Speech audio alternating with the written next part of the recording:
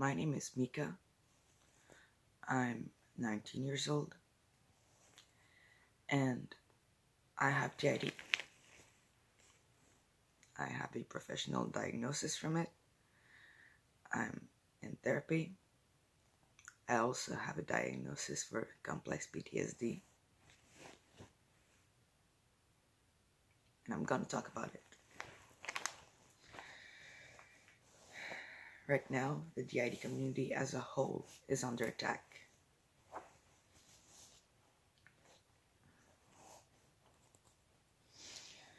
Because of a lot of misinformation being spread.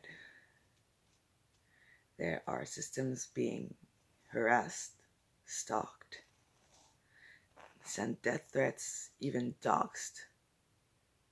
There are people threatening those systems, families, children, spreading harmful rumors about them. All because some fuckers on the internet think that DID doesn't even exist. Or that it's so rare that anyone with DID is clearly faking. Well, I'm gonna say that. We're not faking. And DID is a real illness. What is DID in the first place? What even is that?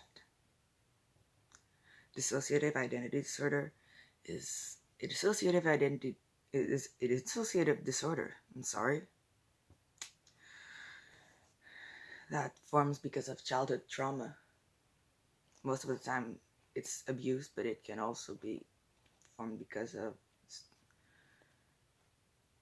stressful areas of living, like living in a war zone or in a place where natural catastrophes happen often.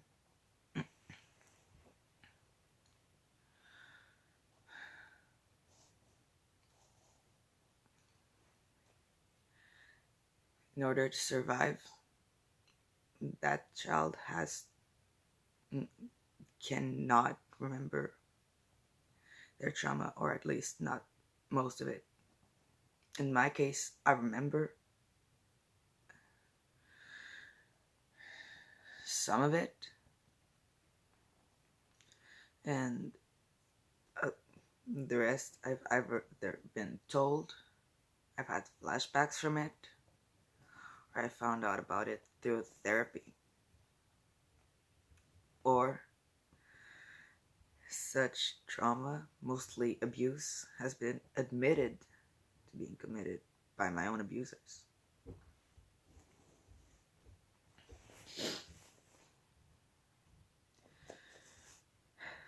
I'm not gonna stay vague. One thing in the DID community that's pretty much agreed upon is that talking about trauma is something very personal, and that it's not something you openly discuss. I'm the one who's gonna break that rule. I've talked about my trauma openly a lot as a way to cope.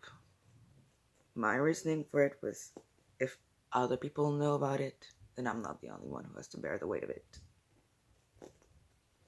And yes, it's been used against me more times than I can count. But I mean, what's one more, right? I'm gonna make myself vulnerable. I'm gonna talk about the most vulnerable things that have happened to me. But it's nothing new for me. I'm just gonna put a heavy trigger warning, because I'm gonna be discussing various types of abuse in detail.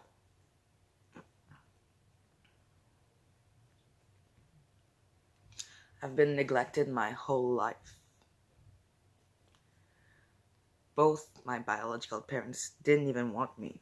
They were forced to have me because my mother was refused an abortion.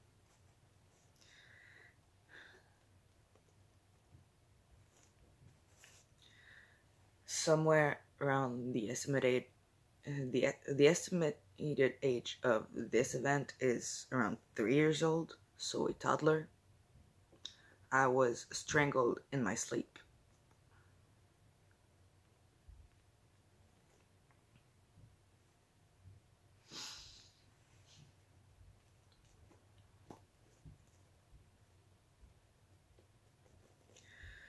I grew up in extreme poverty,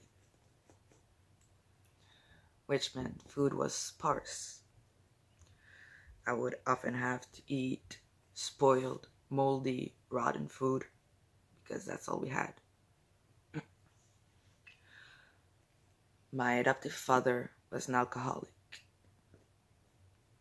He was also very violent. He would beat my brother and I senseless. Punches on my back, kicks, being swung by my arm or held up by my arms, sometimes resulting in dislocated shoulders. My own mother has admitted to flipping me upside down, dropping me on the ground, throwing me into walls.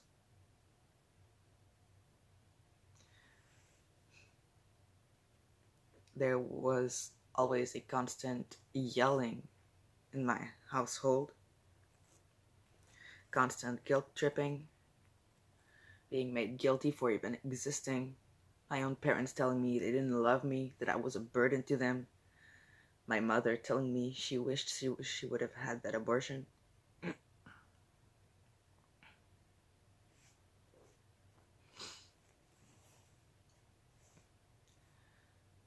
I don't know how they managed it because we're extremely poor, but somehow at the age of 5 I started doing gymnastics. This in itself led to a lot of overtraining, being forced to push my body beyond its physical limits before I was even 10.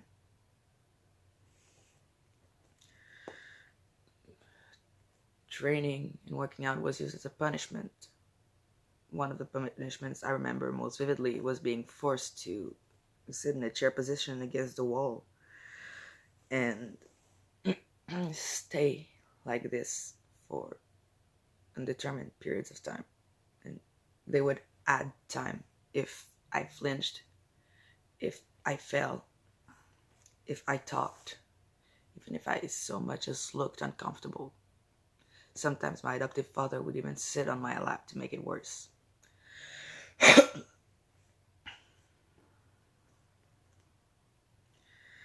And food again, if I didn't train enough, or if I failed to do a move properly, or just wasn't able to do it, I would be starved, would be refused food. When my parents got sick of me, they would tell me outright, and they would drop me off at my grandmother's place, sometimes leave me there for months.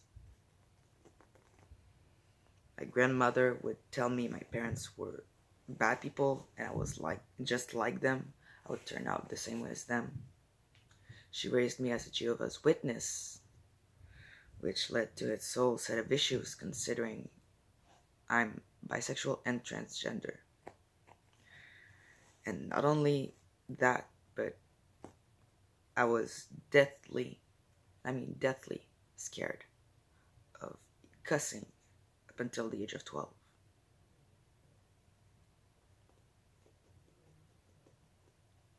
Because of that whole religious bullshit.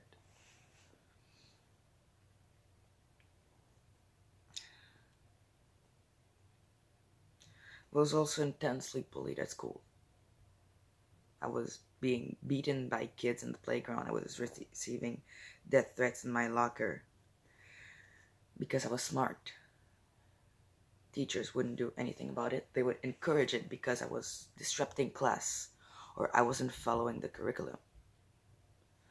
I went to a very old school place and religion was also enforced there, but it wasn't the religion my grandmother imposed on us, so there was a lot of odd things relating to that. And I was always confused as to whether I was going to hell or not, whether I would be resuscitated after I died, because I felt like being raised with two religions was a sin. That's what I'd been told, and that I was evil because of it.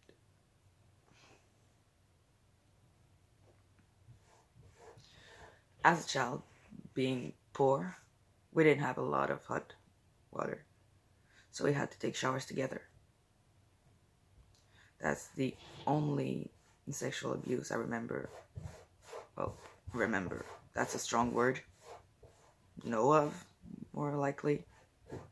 Because I only know about it through a flashback I've had. But I had to take showers with my adoptive father, who would then molest me.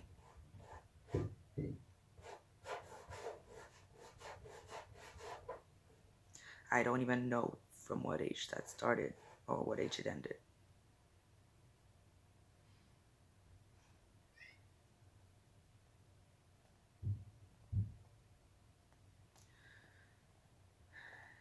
I wasn't allowed outside because there were a lot of unsavory characters, let's put it like that, living with us. Drug dealers, ex-convicts. At some point, my mother even told me there was a sex trafficking or human trafficking ring in our block apartment. And apparently, according to her, I once was almost tricked into going there, but she retrieved me fast enough. I don't know the validity of that, but seems likely. Just to give you an idea of the environment I lived in.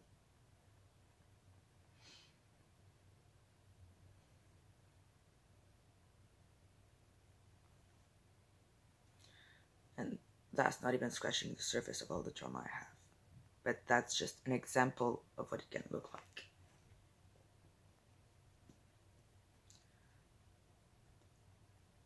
I actually know what some of my trauma is, because I've been in therapy for years, and I've worked on it, and I've been diagnosed with complex PTSD in teenagehood.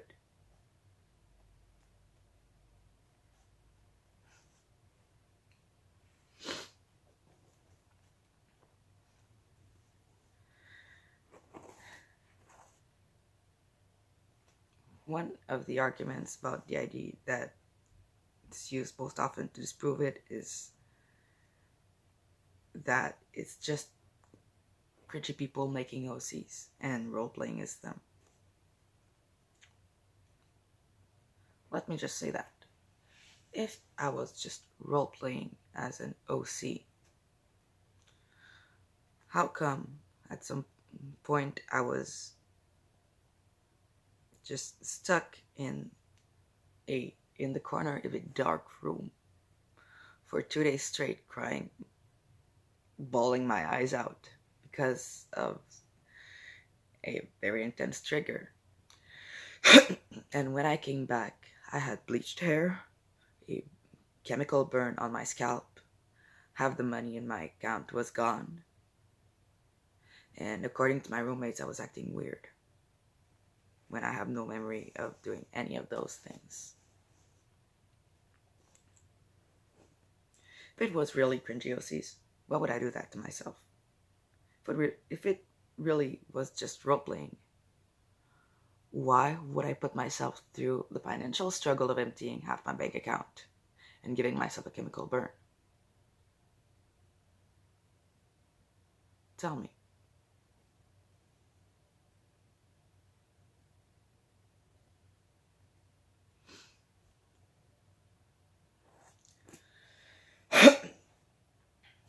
Another thing is that if people really have DID, they should be able to talk about their trauma. I remember some of it because of therapy. I don't remember all of it.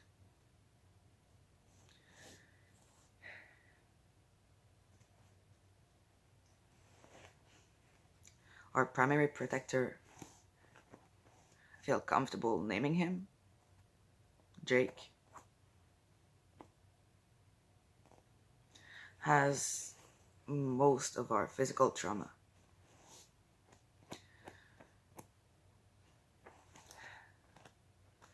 He was apparently the host of our system, basically the one who was present most often from early childhood, basically when we were a toddler, up until we turned 8, which was when I became the host, around 8 years old.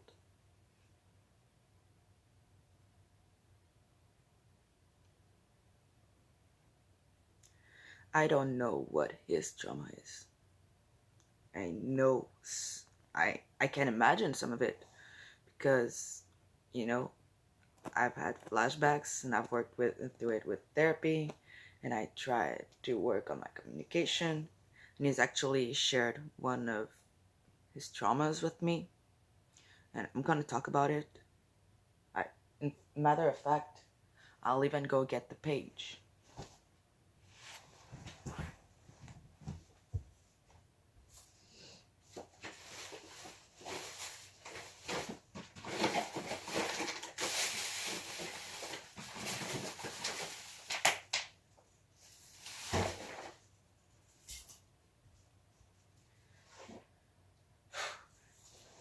If I can even find it in the first place.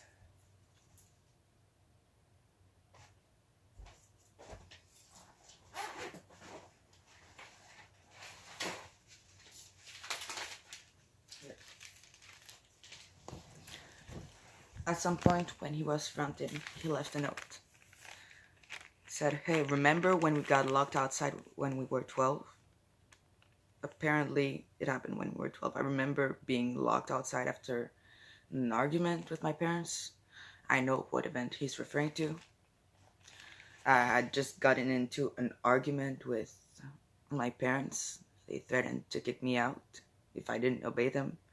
I told them I didn't want to live with them, so they locked me outside during a snowstorm.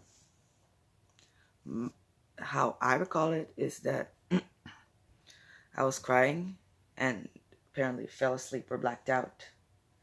And what I thought happened is that they saw me sleeping outside and carried me to my bed." Here's the rest of the note. "You didn't fall asleep. We switched, and I banged on the window until our parents let us in.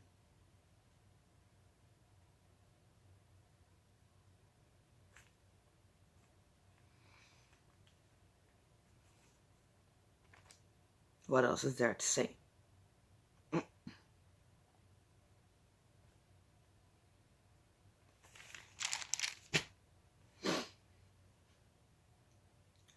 We don't have the best internal communication, but we do try to make it work. Hell, there's a fucking wall full of post-its that everyone writes when they front, just so we don't miss important stuff. Or we remember, like, for example, we have an appointment at this or that time. If someone else was fronting when an appointment was made, they write it down. So whoever else is fronting knows about it.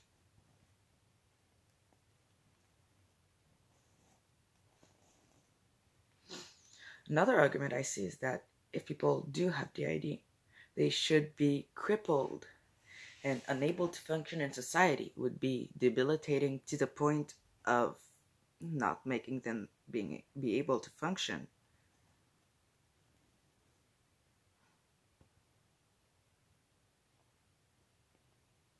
The thing is, you don't know that. Self-preservation is a very useful skill that people learn, DID or not, you know. If someone was going through severe depression but still had to make it work, chances are they would be able to mask it well enough so that it doesn't affect their daily life. They would still be able to work and do everything they were doing. Same with autism. People with autism are able to do what we call masking to appear neurotypical. doesn't mean they're not autistic. Same with people with DID. DID is a covered disorder. It's not supposed to be visible. All in all of us are able to make it appear as if we don't have it.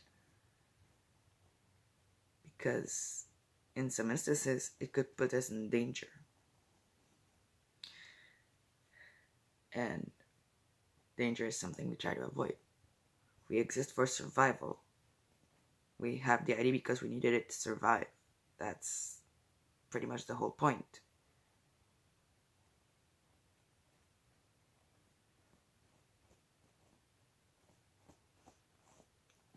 Like, do you think the ID is an exception in that it's the only disorder that people can see? It's not. Most of the time, when someone with DID makes educational videos or videos introducing alters, it's because they're in a safe place. They feel safe enough to actually show what it's like. If I were to make such videos and say Jake was making an introduction, he would act like himself. And he would probably show what he's like when he's just being himself and adapting to, his normal day-to-day life. He wouldn't show you the times when he's at work or in public and he suppresses his pretty strong American accent. He has a pretty strong Southern accent from what I've seen on video. But he wouldn't show you him suppressing it and trying to pretend he's me. Of course not. It would blow our cover and people wouldn't know, oh, this person has DID, because they're talking about it when they're supposed not to.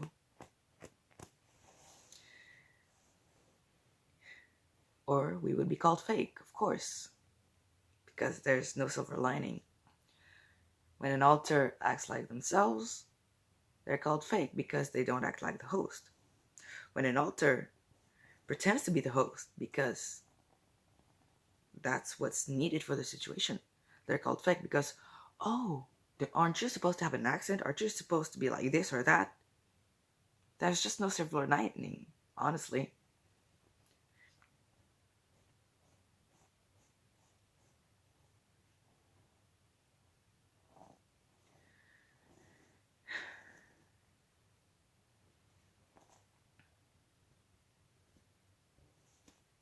It's disheartening that people think that we have fun with this. Humor is used to cope.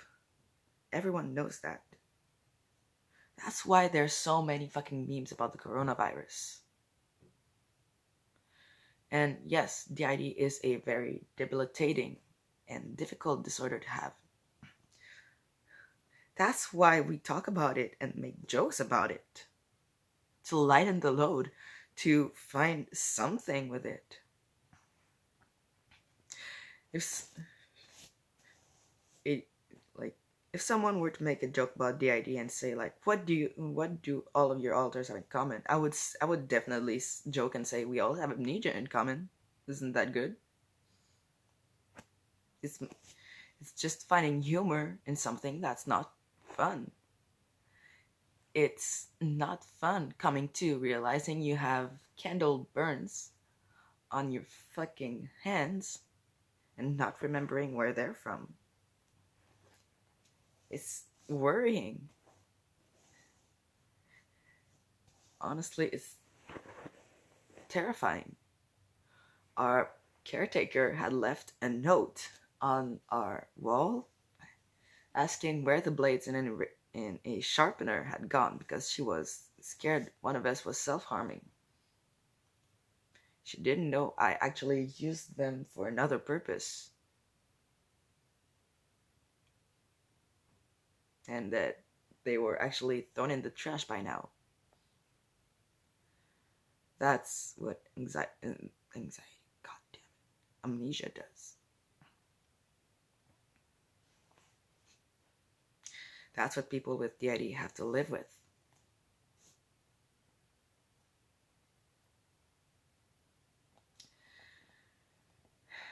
So now that I've explained it and given an explanation for what people, for the arguments people try to use to prove that DID is not real illness or that people with DID are faking, I want to address something. Even if people were, let's pretend people are faking, that DID doesn't exist. It doesn't give you permission to dox someone or send someone death threats, threaten their children, their families. It doesn't give you permission to hack them. It doesn't give you permission to spread rumors about them. It doesn't give you any of that permission. People with DID already have been through so much, and they're trying to live a normal life despite having a disorder that prevents, that basically makes it impossible to have a normal life. So why would you decide that, oh, they haven't suffered enough, or, oh, I think they're faking, so I'm gonna make them like their life hell, and I'm gonna make them scared that someone's gonna come and kill them or hurt their loved ones.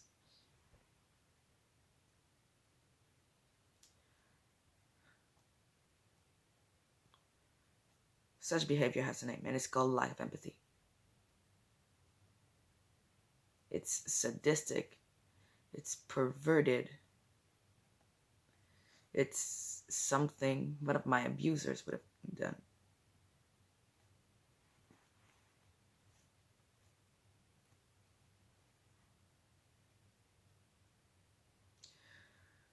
And I hope you realize that you're not being a troll. You're actually causing real harm to real people who have real struggles.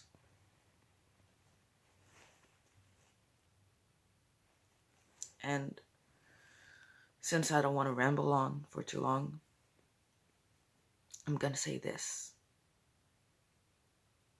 I've ruined people's lives. People who've abused me, I've made their lives hell. I've sent someone to jail for the abuse they've done to me.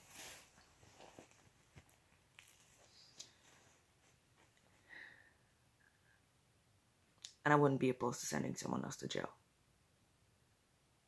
I wouldn't be opposed to doing that again. Courtrooms no longer face me. I'm not scared anymore. And given that the people being attacked are people that have given so much to the DID community, I think it's time I take one for the team and defend him.